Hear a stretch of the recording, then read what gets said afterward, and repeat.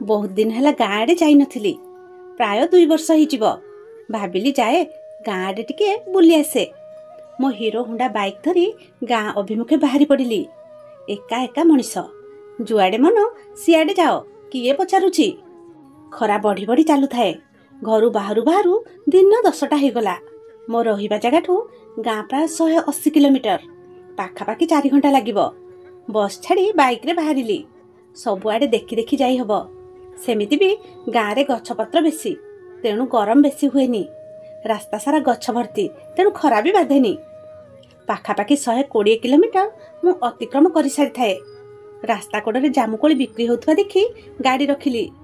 जामुकोली मोर बहुत प्रिय, किंतु ए सहर रे रहिला परे ना जामुकोली किनिकी खाई होउची ना जामुकोली रो स्वाद अछि। बुढ़ी माउसी जने जामुकोली बिक्री करूथांदी। बयस पाखापाखि 75 कि 80। एका एका रास्ता कड़े बसी थाए बुढ़ी माउसी। आख पाखरे केही भी नथांती। जामुकोली भाग 10 टंका, गोटे भागरे 20टा पाखापाखि कोली थाए। सहरिया लोकंकर अभ्यास टिके मुलामुली करिबा। मु भी माउसी को आउ दीटा कही मो भाग बढ़ई चली थाए। माउसी भी नाही नाही करी गोटे गोटे दउ थाए। माउसी जामुकोली बढ़ऊ बढ़ऊ देखिली माउसी हाथ रे गोटे आंचुड़ा दाग। दागटा कोहुणी पाखरु कांध जाए लंबी थाए।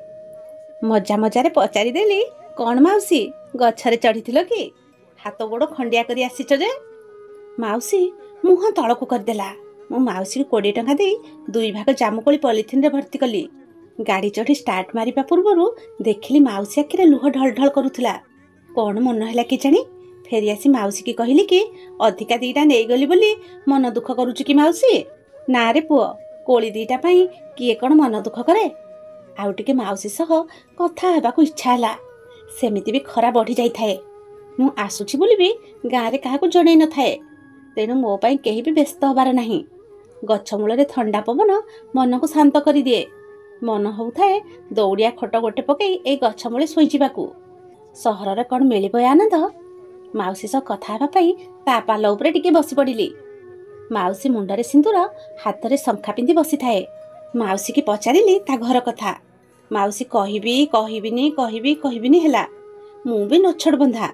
स्कूल रे पिलांक ठारू सत आदाय करिबा कायदा मते ही जणा। बुलेई बालेई माउसी ठू कथा आदाय कली। माउसी को ता स्वामी कथा पचारिली।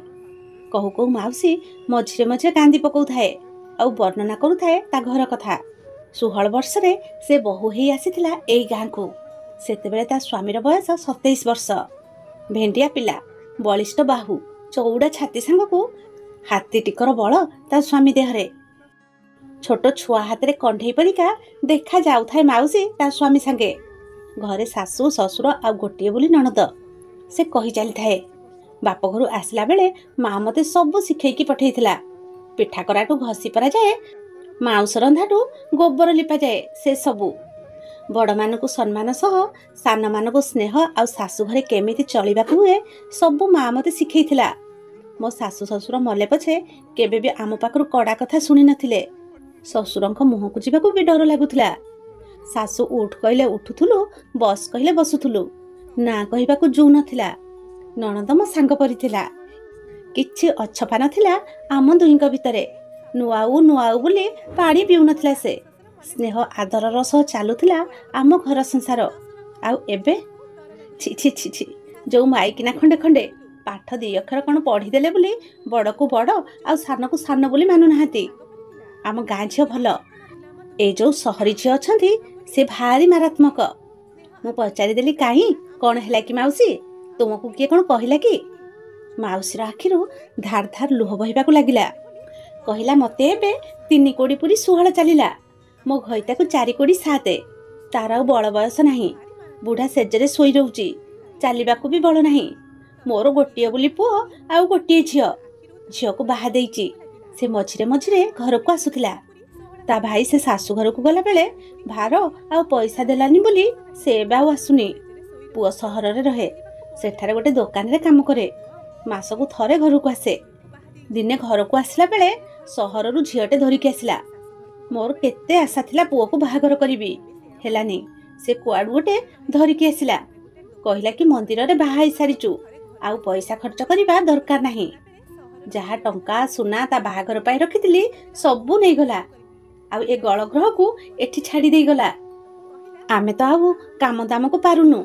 ବୋହୁ ରୋଷେଇବାସ ଘର କାମ ପାଇଟି ସବୁ କରେ। ମାସ 2ଟା ଯାଇଛି କି ନାହିଁ ସେ ତା ରଙ୍ଗ ଦେଖେଇବା ଆରମ୍ଭ କଲା। କଥା କଥାରେ ପାଟି ଗାଳି ଅସଭ୍ୟ ଭାଷା ସବୁ କହିଲା। ଥରେ ଅଧେ ପୁଅକୁ କହିଲି, ପୁଅ ଶୁଣି ନ ଶୁଣିଲା ପରିକା ହେଲା।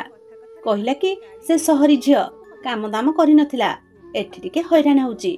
କ'ଣ ଯଦି ଟିକେ କହିଦେଲା ତୁ ଦିହକୁ ନେନି। ଆସ୍ତେ ଆସ୍ତେ ବାବୁ ତା ଦୌରାତ୍ମ୍ୟ ବଢ଼ି ବଢ଼ି ଚାଲିଲା। ମୁଁ କେତେବେଳେ କେମିତି ଆଗରୁ କହିଦେଉଥିଲି, ଏବେ ତ ସେ ମାରିବାକୁ ଗୋଡ଼ଉଛି। ମୁଁ ପଚାରିଲି, ମାଉସୀ ଏ ଜାମୁକୋଳି କେବେଠୁ ବିକ୍ରି କରୁଛୁ? ମାଉସୀ ପୁଣି ଆରମ୍ଭ କଲା, 15 ଦିନ ହେଲାଣି। ଦିନକୁ 100 ଟଙ୍କାର ବିକ୍ରି ନ କଲେ ସେ ଡାହାଣୀ ଖାଇବାକୁ ଦଉନି। ଏ ଜାମୁ ଗଛ ମୁଁ ବାହା ହେଇ ଆସିବାର ବର୍ଷେ ପୂରିବା ଦିନ ବୁଢ଼ା ଆଉ ମୁଁ ନିଜ ହାତରେ ଲଗେଇଥିଲୁ। ଏବେ ଏଇ ଆମର ଭରସା। ସବୁଦିନ ସକାଳୁ ଉଠି ଆଙ୍କୁଡ଼ିରେ କୋଳିପାରେ ଆଉ ଧରିକି ଏଠିକି ଆସେ। 100 ଟଙ୍କା ନେଇକି ନ ଗଲେ ସେ ସବା ଖାଇ ରାତିରେ ଖାଇବାକୁ ଦିଏନି। ବୁଢ଼ାକୁ ଠିଆ ଗୋଇଠା ମାରେ। ସକାଳୁ ପଖାଳ ଗଣ୍ଡେ ଯାହା ଖାଇଥାଏ। ବେଳେ ବେଳେ ବୁଢ଼ାକୁ ବି ଖାଇବାକୁ ଦିଏନି। କହେ ଏଟାର ତ ଆଉ କିଛି କାମ ନାହିଁ। ଏଟା ବଞ୍ଚିକି ଯାହା ଅନ୍ନ ଧ୍ୱଂସ କରୁଛି, ମରିଗଲେ ଯାଆନ୍ତା। ମୁଁ କାମକୁ ପାରୁଛି ବୋଲି ମୋତେ ପଖାଳ ମୁଠେ ମୁଠେ ଦିଏ। ମୁଁ ତାକୁ ଲୁଚେଇ ଲୁଚେଇ ବୁଢ଼ା ପାଟିରେ ଗୁଣ୍ଡେ ଗୁଣ୍ଡେ ଦେଇଦିଏ। କାଲି ଜମା 2 କୁଡ଼ି 10 ଟଙ୍କା ହେଲା ବୋଲି ସେ ବୁଢ଼ାକୁ ଖାଇବାକୁ ଦେଲାନି। ମୁଁ ଲୁଚେଇକି ମୋ ଭାଗରୁ ଦେଲାବେଳେ ଦେଖିଦେଲା ଯେ ମାରିକି ନୋଳା ଫଟେଇ ଦେଇଛି। ହାତରେ ଯାହା ପଡ଼ିଲା ସେଇଥିରେ ବାଡ଼ଉଛି। ଏତିକି କହି ଲୁହ ଢଳ ଢଳ ଆଖିରେ ମାଉସୀ ତା ହାତର ଆଞ୍ଚୁଡ଼ା ଦାଗକୁ ଦେଖେଇଲା। କହିଲା, ଚୁଲି ମୁଣ୍ଡେ ଜାଳ ପାଇଁ ବାଉଁଶ ଫାଳେ ରଖିଥିଲା, ସେଇଥିରେ ବାଡ଼େଇଛି।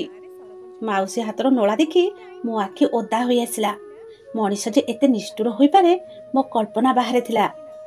ମୁଁ କହିଲି, ମାଉସୀ ତମ ଗାଁର ସରପଞ୍ଚକୁ କହୁନ, ଏବେ ତ କେତେ ଆଇନ ହେଲାଣି। ମାଉସୀ କହିଲା, ପୁଅରେ ସାଇ ପଡ଼ିଶା ଭାଇ ଭଗାରୀ ମାନେ ତ ସବୁ କଥା ଦେଖି ନାକରେ କାଠି ଗେଞ୍ଜି ହସୁଛନ୍ତି। ଆଉ କ'ଣ କୋରଟ କଚେରୀରେ କଥା ପକେଇ ନିଜକୁ ଲାଜ ଦେବି? ନିଜ ଘରର ଇଜ୍ଜତ ତଳେ ପକେଇବି? ବୟସ ଆଉ ଅଛି ଯେ କୋରଟକୁ ଧାଇଁବାକୁ? ଆମେ ତ ପାଚିଲା ପତର, କେତେବେଳେ ଛିଡ଼ି ପଡ଼ିଲେ ଗଲା। କ'ଣ ମିଳିବ କହିଲୁ ବାପା ସେଇ କୋରଟ କଚେରୀରୁ? ମୁଁ ପଚାରିଲି, ଆଚ୍ଛା ମାଉସୀ ଆଜି ସକାଳୁ କ'ଣ ଖାଇଛ? ମାଉସୀ ଆଉ କୋହ ସମ୍ଭାଳି ପାରିଲା ନାହିଁ। କାନ୍ଦି କାନ୍ଦି କହିଲା କି ସକାଳୁ କଂସାରେ ଭାତ ଗଣି ଗଣି 2ଟା ଆଉ ତୋରାଣୀ ମୁନ୍ଦେ ମୋ ଆଗରେ ଥୋଇଦେଲା। ବୁଢ଼ାକୁ ବି ଦେଲାନି। ସେ ଗାଧୋଇ ଗଲା ବେଳେ ମୁଁ ବୁଢ଼ାକୁ ତୋରାଣୀ ତକ ପିଏଇ ଦେଇ ଆଇଲି। ଆସିଲା ବେଳେ ଗୁଡ଼ିଆ ଘରୁ ଭୁଜା 2 କଳ ମାଗିକି ଆଣିଥିଲି ଯେ ଅଣ୍ଟିରେ ବନ୍ଧା ହେଇଛି, ପାଟିକି ରୁଚୁନି। ଆଜି ଯଦି 100 ଟଙ୍କା ନ ହବ ସେ ଆଜି ବି ଖାଇବାକୁ ଦବନି। ମୁଁ ତ ହେଲେ ପାରୁଛି, ବୁଢ଼ା ନ ଖାଇଲେ ଆଉ ବଞ୍ଚିବ ତ? ବୁଢ଼ା ପାଇଁ ଏଇତକ ରଖିଛି। ସେ ମୋତେ ତା କାନିରେ ବନ୍ଧା ହୋଇଥିବା 2 ମୁଠା ମୁଢ଼ି ଦେଖେଇଲା। ମୁଢ଼ି ସେତେବେଳକୁ ଶୁଖିକି ସେମିଟି ଯାଇଥାଏ। ମୋ ଆଖିର ଲୁହ ଆଉ କଥା ମାନିବା ଅବସ୍ଥାରେ ନଥାନ୍ତି। ମୁଁ ଚିନ୍ତା କରୁଥାଏ କି ସକାଳୁ ମୁଁ ବରା ଆଉ ଆଳୁଚପ 20 ଟଙ୍କାର ଖାଇଛି। ଆସିଲା ବେଳେ ପଛ ଛକରେ 100 ଟଙ୍କା ଦେଇ ମାଂସ ଆଉ ଭାତ ଖାଇକି ଆସିଲି। ଏଇ ବୁଢ଼ୀ ପାଖରୁ କିନ୍ତୁ ଆଉ 2ଟା କରି ଭାଗ 10 ଟଙ୍କାରେ 30ଟା ଜାମୁକୋଳି ହିସାବରେ 2 ଭାଗ ପଲିଥିନରେ ରଖିଛି। ଏଠି ସୁଲୁସୁଲିଆ ପବନରେ ଆଖି ମାଡ଼ି ମାଡ଼ି ପଡୁଥିଲା। ଆଉ ଏ ବୁଢ଼ୀ ଲୋକଟି ନିଜ ବାସି ତୋରାଣୀ ତା ସ୍ୱାମୀକୁ ଦେଇ ମୁଢ଼ି 2ଟା ବି ନ ଖାଇ ସକାଳ ପହରରୁ କଞ୍ଚା ପାଣି ମୁନ୍ଦେ ପିଇ ଏଠି ବସିଛି। କିନ୍ତୁ କି ମିଠା କଥାରେ ସେ ମୋତେ କହିଥିଲା, ନାରେ ପୁଅ, କୋଳି 2ଟା ପାଇଁ କିଏ କ'ଣ ମନ ଦୁଃଖ କରେ? କେତେ ବଡ଼ ହୃଦୟ ଏମାନଙ୍କର। ପାଖରେ ପଇସା ନାହିଁ, 2 ଦିନ ହେଲା ପେଟରେ ଅନ୍ନ ମୁଠେ ବି ପଡ଼ିନି। ବୁଢ଼ା ବୁଢ଼ୀ ବୟସରେ ବୋହୂ ପାଖରୁ ମାଡ଼ ଖାଉଛନ୍ତି, ତଥାପି ମୁହଁରେ ହସ ଅଛି। ସବୁକିଛି ସହି ନେବାର ଶକ୍ତି ଅଛି। ଆଉ ସ୍ୱାମୀ ସ୍ତ୍ରୀ ଭିତରେ ଜଣକ ପ୍ରତି ଆଉ ଜଣଙ୍କର ଭଲ ପାଇବା ଅଛି। ସତରେ ଏମାନେ ତ ମହାନ। ମୁଁ ଆଉ ସେଠି ବସିବାର ଅବସ୍ଥାରେ ହିଁ ନଥିଲି। ପର୍ସରୁ 200 ଟଙ୍କା ବାହାର କରି ମାଉସୀ ହାତରେ ଧରେଇଦେଲି। କହିଲି, ମାଉସୀ ଏଇଟା ମୋ ତରଫରୁ ତମ ମିଠା ମିଠା କଥା ପାଇଁ। ବୁଢ଼ୀ କହିଲା କି, ବାବୁ ମୁଁ ଭିକାରୀ ନୁହେଁ। ପୁଅରୁ ବାବୁ? କିଛି ସମୟ ପୂର୍ବରୁ କେତେ ଆତ୍ମୀୟତାରେ ପୁଅ ଡାକୁଥିଲା, ଏବେ ବାବୁ? କି ସ୍ୱାଭିମାନ ଏ ବୁଢ଼ୀର। ମରିଯିବେ ପଛେ ଭିକ ନେବେନି। ମୁଁ କହିଲି କି, ମାଉସୀ ମୁଁ ଭିକ ଦଉନି। ତମର ସବୁ ଜାମୁକୋଳି ମୁଁ କିଣି ନେଲି, ନିଅ ରଖ।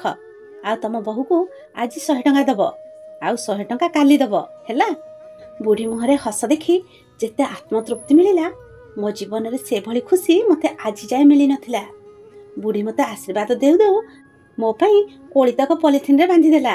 ଆଉ ତା ସରୁ ଟାଣୁଆ ଶିରାଳ ହାତଟା ମୋ ମୁଣ୍ଡ ଉପରେ ବୁଲେଇ ଆଣିଲା। ମୁଁ ଆଉ ଗାଁକୁ ନ ଯାଇ ପୁଣି ସହରକୁ ଗାଡ଼ି ବୁଲେଇଲି। ଆସିଲା ବେଳେ ବୁଢ଼ୀ ପୁଅର ଠିକଣାଟା ବୁଝିକି ଆସିଥିଲି। ଠିକ୍ କଲି ଘରକୁ ଯିବା ପୂର୍ବରୁ ତା ପୁଅକୁ ଟିକେ ଦେଖା କରିକି ଯିବି। ଆସିଲା ବେଳେ ଭାବି ଭାବି ଆସୁଥିଲି ଗାଁ ଆଉ ସହର ମଧ୍ୟରେ ପାର୍ଥକ୍ୟ। ସେଇ ବୁଢ଼ୀ ଗାଁ ଝିଅ ବୋହୂ ବେଳେ କ'ଣ ନ କରିଥିଲା, ଆଉ ଶାଶୁ ହେଲା ପରେ କ'ଣ ପାଇଲା। ଏଥିରେ ଭୁଲ କାହାର? ନ୍ୟୁକ୍ଲିୟର ଫ୍ୟାମିଲିର ନା ସହରୀ ଝିଅମାନଙ୍କର, ନା ସେମାନଙ୍କର ମା ବାପାଙ୍କର? କିଛି ଦିନ ପୂର୍ବରୁ ଫେସବୁକରେ ଗୋଟେ ଫଟୋ ଦେଖିଥିଲି, ଯେଉଁଥିରେ ଲେଖା ଥିଲା କି ଦରକାର ଥାଉ ବା ନଥାଉ ବେଳେବେଳେ କିଛି ଜିନିଷ ଅକାରଣରେ କିଣିବା କଥା। କାରଣ ଏମାନେ ନିଜ ଲାଭ ପାଇଁ ଜିନିଷ ବିକ୍ରି କରନ୍ତି ନାହିଁ। ଜିନିଷ ବିକ୍ରି କରନ୍ତି ବଞ୍ଚିବା ପାଇଁ, ଦି ମୁଠା ଖାଦ୍ୟ ପାଇଁ। ଆଉ ଆଜି ସେଇ କଥା ମୁଁ ହୃଦୟଙ୍ଗମ କରୁଥିଲି। ତ ଆଜିର କାହାଣୀଟି ଏତିକି ଥିଲା। କାହାଣୀଟି କେମିତି ଲାଗିଲା ନିଶ୍ଚୟ ଜଣାଇବେ। ରହୁଛି। ଜୟ ଜଗନ୍ନାଥ।